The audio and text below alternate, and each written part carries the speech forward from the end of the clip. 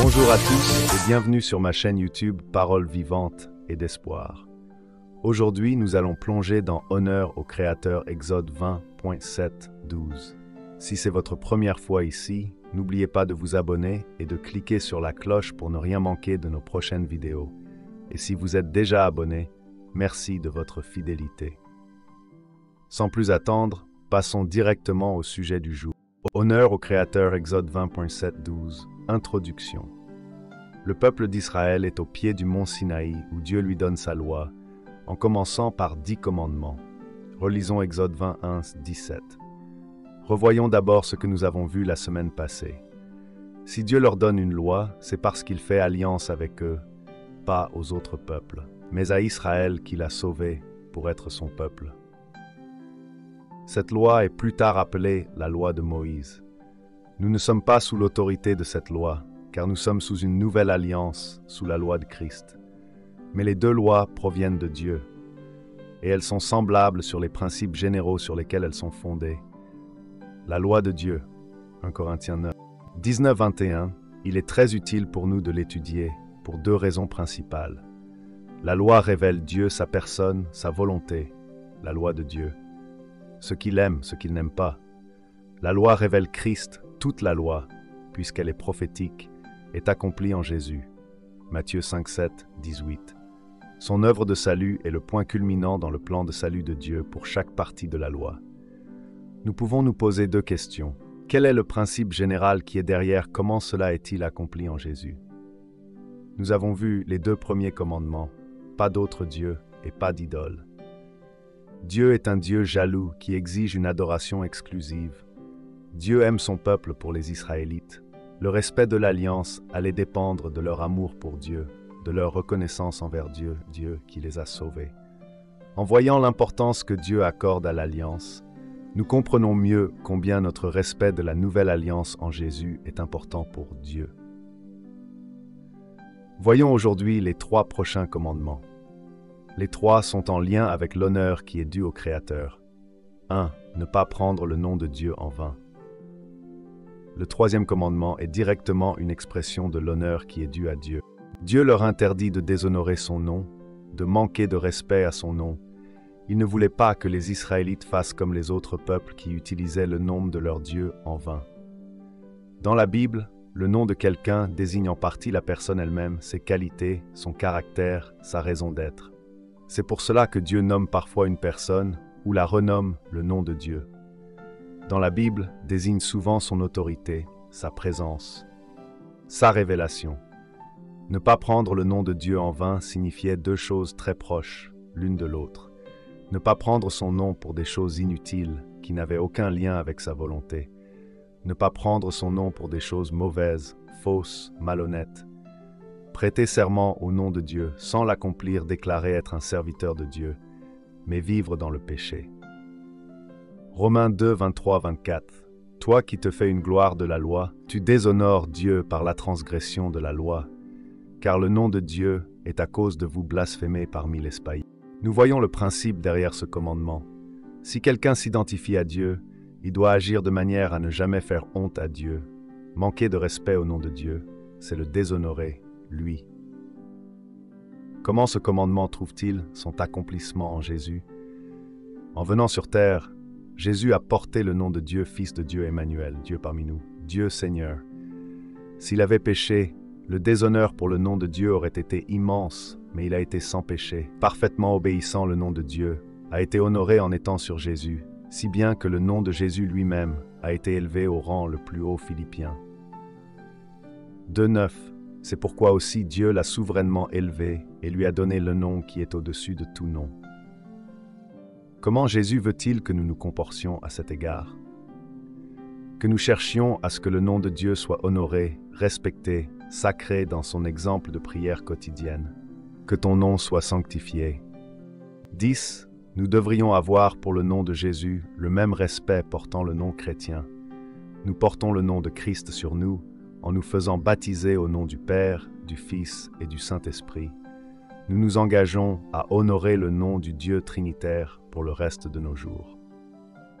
2 Thessaloniciens 2, 11, 12. C'est pourquoi nous prions continuellement pour vous, afin que notre Dieu vous rende digne de son appel, et qu'il accomplisse en vous, avec puissance, tous les desseins bienveillants de sa bonté et l'œuvre de votre foi, en sorte que le nom de notre Seigneur Jésus soit glorifié en vous et vous en lui, selon la grâce de notre Dieu et Seigneur Jésus-Christ. Dieu ne laissait pas impuni celui qui faisait cela. Dieu peut aussi nous corriger sévèrement. Qu'est-ce qui déshonore le nom de Dieu ou de Jésus? L'utiliser sans vouloir parler de lui ou s'adresser à lui. Oh mon Dieu, Seigneur. L'utiliser pour dire des choses mauvaises, blasphémer, sacré en québécois. Exprimer sa colère, insulter, menacer, maudire. L'utiliser pour jurer, sans que ce soit à 100% vrai. Je le jure devant Dieu, je n'ai jamais menti de toute ma vie. Ensuite, la personne se demande pourquoi Dieu la corrige. Prétendre agir au nom de Christ, mais agir en fait pour son propre intérêt, pour obtenir un cercle d'amis, pour obtenir des votes dans une élection, pour obtenir de l'argent, supposément pour le royaume de Dieu. Mais rappelons-nous que la grâce de Dieu est toujours disponible à celui qui lui demande au nom de Jésus, lui qui s'est sacrifié pour nous. 2. Pratiquer le sabbat, verset 8-11. Le 4e commandement, le sabbat, servait d'abord à s'identifier au Dieu créateur. Il devait faire comme lui, qui s'est reposé le 7e jour, c'était une manière concrète d'honorer le Créateur. Ça devenait le signe distinctif principal du peuple d'Israël. Exode 33. Vous observerez absolument mes sabbats, car ce sera un signe entre vous et moi dans toutes vos générations, grâce auquel on reconnaîtra que je suis l'Éternel qui vous sanctifie. Le sabbat allait imposer une certaine forme au culte rendu à l'Éternel, un rythme et un aspect collectif. Aussi et surtout, ils allaient devoir se reposer. Le sabbat était pour leur bien. Marc 2, 27, puis il leur dit, « Le sabbat a été fait pour l'homme, et non l'homme pour les abbats. » Mais ce n'était pas pour qu'ils aient simplement un plaisir égoïste, mais pour qu'ils puissent se réjouir avec Dieu, avoir une fois par semaine l'occasion de s'arrêter pour compter ses bienfaits. Deutéronome 5,14-15. Le 7e jour est le sabbat de l'Éternel, ton Dieu. Tu ne feras aucun ouvrage. Tu te souviendras que tu as été esclave au pays d'Égypte, et que l'Éternel, ton Dieu, t'en a fait sortir à main forte et à bras étendus. C'est pourquoi l'Éternel, ton Dieu, t'a commandé de célébrer le jour du sabbat. Devons-nous pratiquer le sabbat? Non, Jésus ne nous l'a pas ordonné, et pourtant il déclare être le maître du sabbat. Jésus nous invite plutôt à nous reposer constamment, et en lui. Matthieu 11, 28, 30. Venez à moi, vous tous qui êtes fatigués et chargés, et je vous donnerai du repos. Prenez mon joug sur vous et recevez mes instructions, car je suis doux et humble de cœur, et vous trouverez du repos pour vos âmes. Car mon joug est aisé et mon fardeau léger. Hébreux 4, 9, 11. Il reste donc un repos de sabbat pour le peuple de Dieu. Car celui qui entre dans le repos de Dieu se repose aussi de ses œuvres, comme Dieu se repose des siennes. Empressons-nous donc d'entrer dans ce repos-là.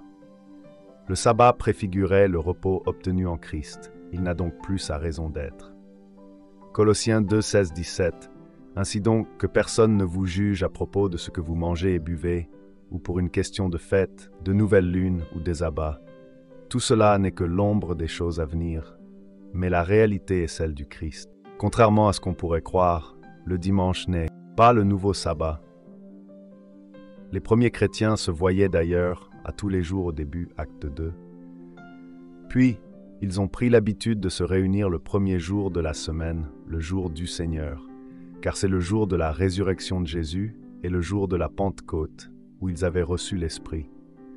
Mais il n'y a pas d'obligation de nous réunir le dimanche, et il n'y a pas d'interdiction de travailler le dimanche. Même si nous ne pratiquons pas le sabbat, il est sage de continuer à appliquer les bons principes qui sont derrière le sabbat. Prendre le temps une fois par semaine de nous reposer physiquement et mentalement, comme le sabbat était pour tous dans la maison, veiller au bien-être de ses frères chrétiens, s'arrêter au moins une fois par semaine pour louer le Seigneur ensemble pour ses bienfaits et étudier sa parole, sacrifier ce temps pour le Seigneur, même si cela cause une perte de salaire. Célébrer régulièrement le fait que Jésus nous a libérés de l'esclavage du péché et nous a établis comme peuple de Dieu. La table du Seigneur sert justement à cela, la résurrection de Jésus et le don du Saint-Esprit à la Pentecôte, pour établir l'Église, se sont passés le premier jour de la semaine, d'où la tradition de se réunir le dimanche. Témoignage des premiers chrétiens disponibles dans la Didaché, une habitude qui est bonne à suivre autant que possible. Acte 27. Le premier jour de la semaine, nous étions assemblés pour rompre le pain. 1 Corinthiens 16, 2. Que chacun de vous, le premier jour de la semaine, mette à part chez lui ce qu'il pourra selon ses moyens. Apocalypse 1, 10.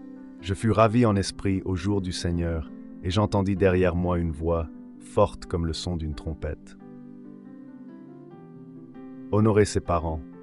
Le 5e commandement ordonne à l'Israélite d'avoir une attitude respectueuse envers ses parents. En tant qu'enfant, obéir pendant toute la vie, honorer, voire même obéir. Proverbe 23, 22. Écoute ton père, lui qui t'a engendré, et ne méprise pas ta mère quand elle est devenue vieille. Confirmons tout de suite que ce commandement est répété dans le Nouveau Testament. Jésus ordonne aux enfants quelque chose de très semblable. Éphésiens 6, 1, 3. Enfants, obéissez à vos parents selon le Seigneur, car cela est juste. Honore ton père et ta mère.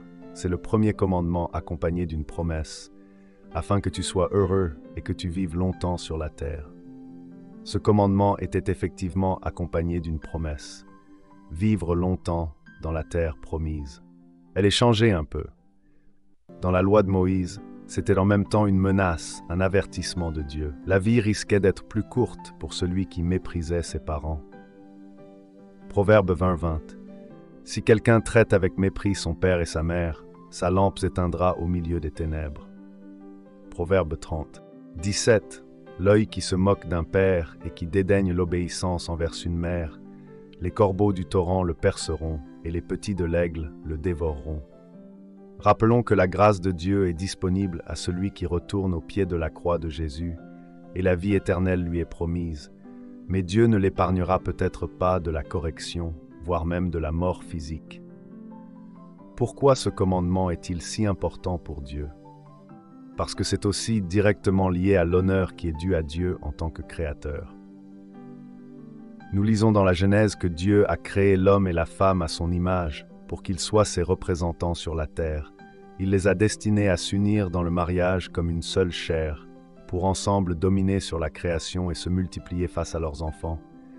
Les parents représentent Dieu pour leur transmettre la connaissance de sa volonté, leur manquer de respect. C'est manquer de respect à Dieu. Luc 3, 23, 38. Jésus était fils de Joseph, fils d'Élie, fils de David, fils d'Abraham, fils de Noé, fils d'Énoch, fils de Seth, fils d'Adam, fils de Dieu. Honorer ses parents, c'est écouter leur instruction. Proverbe 1:8. Écoute, mon fils, l'instruction de ton père et ne rejette pas l'enseignement de ta mère si leur instruction est contraire à la parole de Dieu. Obéir plutôt à Dieu s'il pratique un péché. Reprendre avec douceur. 1 Timothée 5:1-2. Ne réprimande pas rudement le vieillard, mais exhorte-le comme un père. Les femmes âgées comme des mères en toute pureté. Parlez en bien d'eux, veillez à ne pas ternir leur réputation. Prendre soin d'eux, particulièrement dans leur vieillesse. Matthieu 15:3-6, il répondit, « Et vous, pourquoi transgressez-vous le commandement de Dieu au profit de votre tradition? Car Dieu a dit, honore ton père et ta mère, et celui qui maudira son père ou sa mère sera puni de mort. Mais vous, vous dites, celui qui dira à son père ou à sa mère, ce dont j'aurais pu t'assister est une oblation à Dieu, n'est pas tenu d'honorer son père ou sa mère.